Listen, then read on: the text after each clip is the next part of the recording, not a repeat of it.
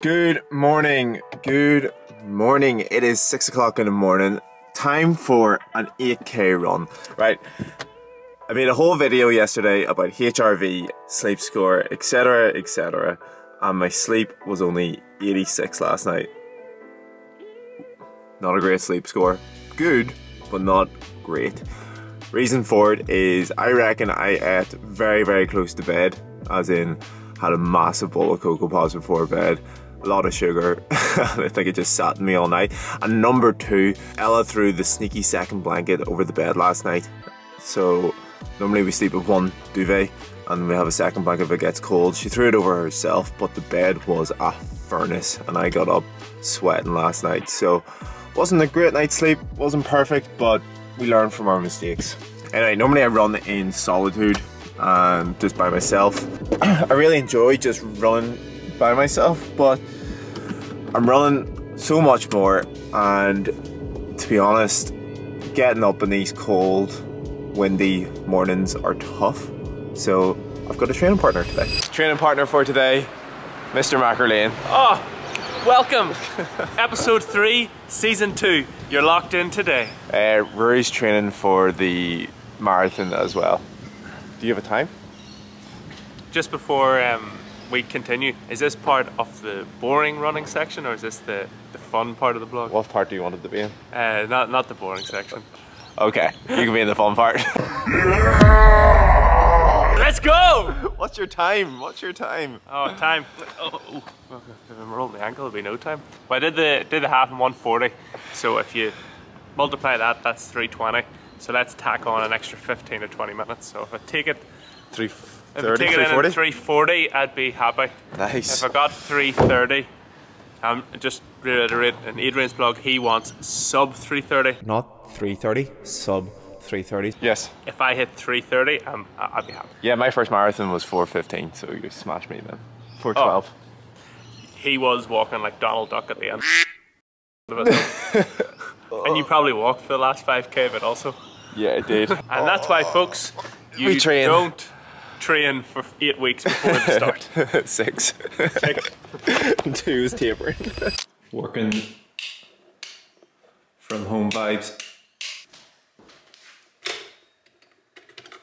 Got a text at the electric site today from 9 to 3. That means I can't make coffee, so I'm gonna go to the barista and get a barista made coffee. Those electric wires are the reason for the power out. Such a great run with Rory this morning, so much fun. We just chatted for like 9 kilometers. It just went in like that. Over the last 6 months, I've been like freelancing and doing a lot of freelance work, and the work is like up and down, and the quiet times feel really quiet, and I'm just spending a lot of time alone. That's just not good. I get a lot of energy from meeting people and meeting good friends and just bouncing ideas and just having good fun with them.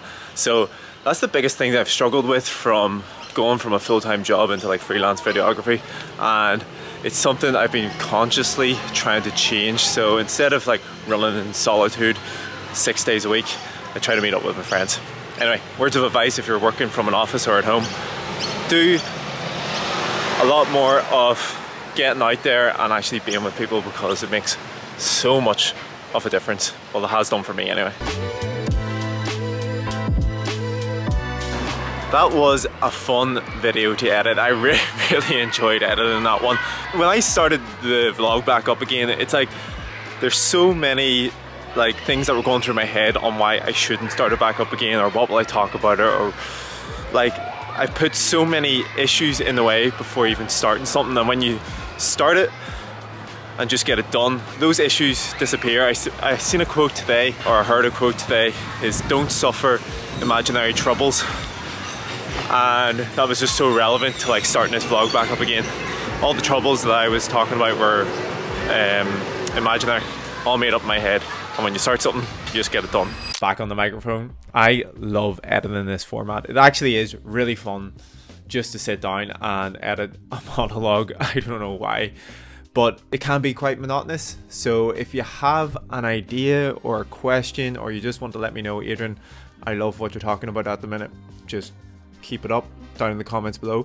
Let me know, because yeah, it breaks this up. So in this one, I'm going to talk about the training program and what has got me getting up at 6 o'clock in the morning to go running.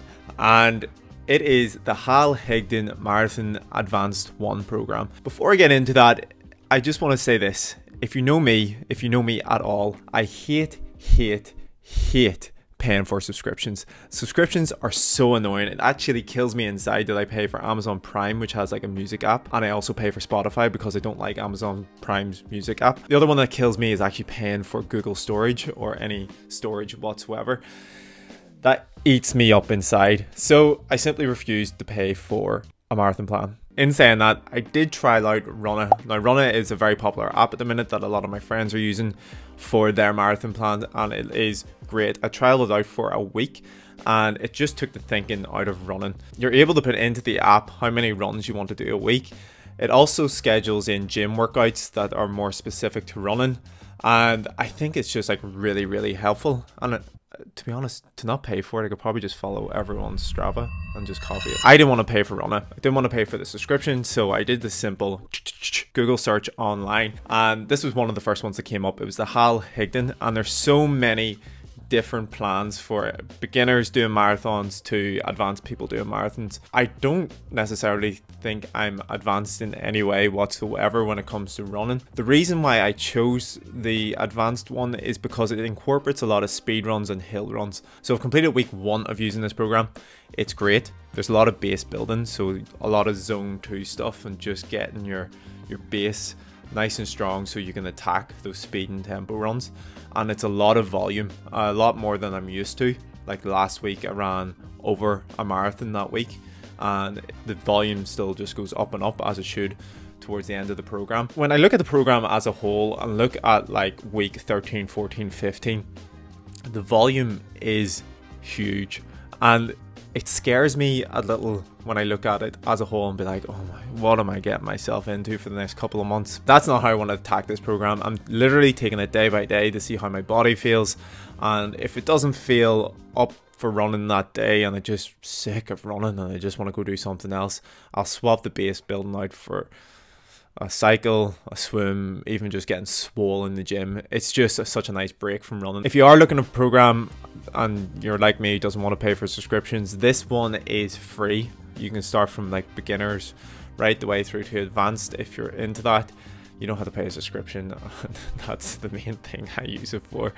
If you look at this, it has you starting running a marathon in a week, in week 1 total, that is, and then it builds and builds from there. I hate making thumbnails. That's the best I can do.